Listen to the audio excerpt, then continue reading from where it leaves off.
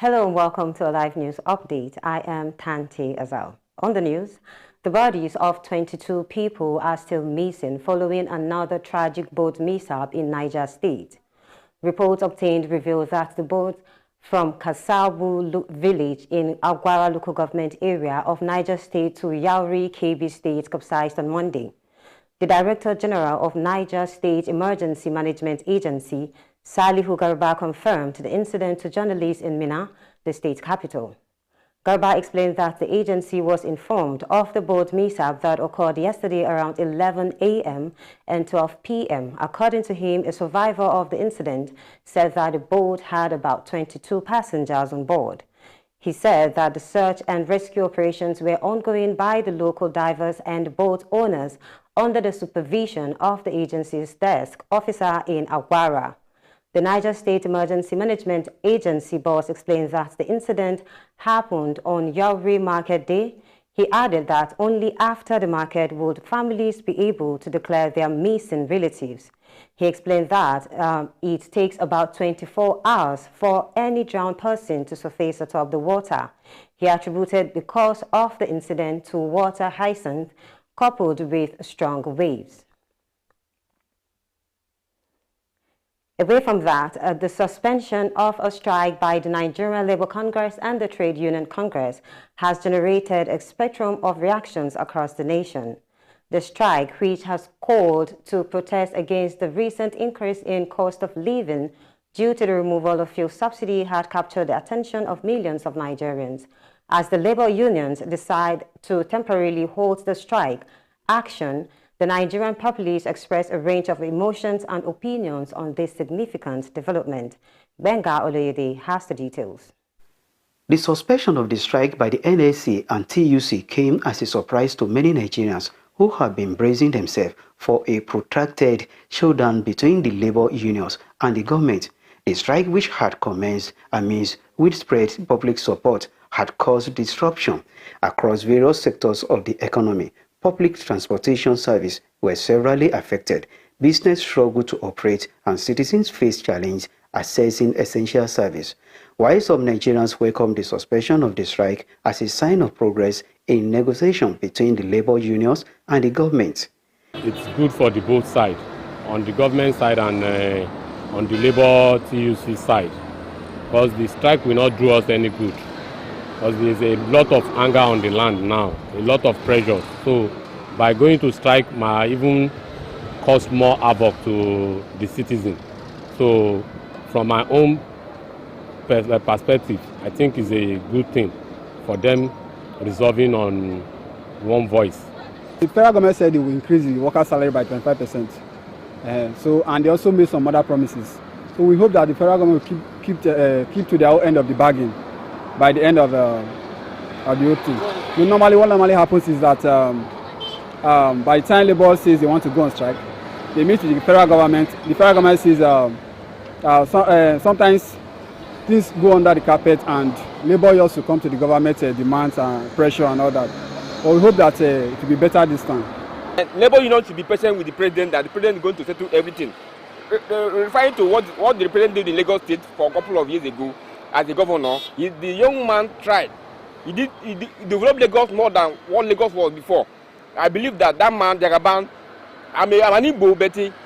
I love Jagaban personally. Me, I love Jagaban as a person. I like the way he worked in Lagos State. Then I was in Lagos then. I just finished NYSC newly then. I love the man. So the man, Labour Union to be patient with the man. Gradually, the man is going to see the center of Nigeria. Nigeria will be better one day. That's my prayer. Meanwhile, the suspension of the strike has sparked a myriad of reactions and discussion among Nigerians. Benga Oloyede, reporting for Alive Television News, Lagos. Taraba State Police Command has launched an investigation into the circumstances surrounding the death of a family of 4 electrocuted around the Dinyafo area of Jalingo in the state. The command's public relations officer, Mr. Abdullahi Usman, who confirmed the electrocution on Monday, identified and revealed the victims by name. The families of 4 was electrocuted and burnt to death after a power surge in the Dinyafo area of Jalingo. It was gathered that the family's last child was the only surviving person from the incident. The power surge, according to eyewitnesses, was sparked by a transformer explosion which affected 9 houses, leaving several people injured. Narrating the incident, 2 witnesses who are neighbors to the deceased say the man was about to change the fuse when he was electrocuted. He also admitted that they have been experiencing power surge within this period, blaming the incident on a thunderstorm and the nature of the wiring in the compound. In other stories, the Minister of Aviation and Aerospace Development, Festus Keyamo, has alleged that the 2023 presidential candidate of the People's Democratic Party, Atiku Abubakar, is hurting deeply from the loss of the presidential contest. According to Keyamo, Atiku's loss in the last polls hurt him more deeply than all his previous losses put together. The minister added that it is to this end that the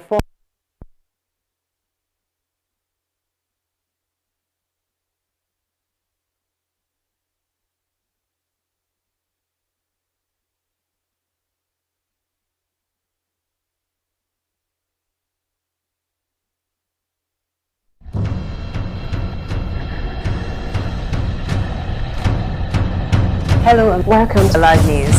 The immediate past Minister of Youth and Sports Development Chief Sunday Dare, the federal government of Nigeria has taken punitive action against the secretariat. Nigerians have expressed fear over the possible shutdown of businesses and job losses. See, things are just going higher every day. For the fact that going from here to Ombalin day before was at 300, but now is at the high side of 700, 800. The subsidy costs us trillions of naira yearly. Such as a vast sum of money will have been better spent on public transportation, health care, school, housing, and even national security.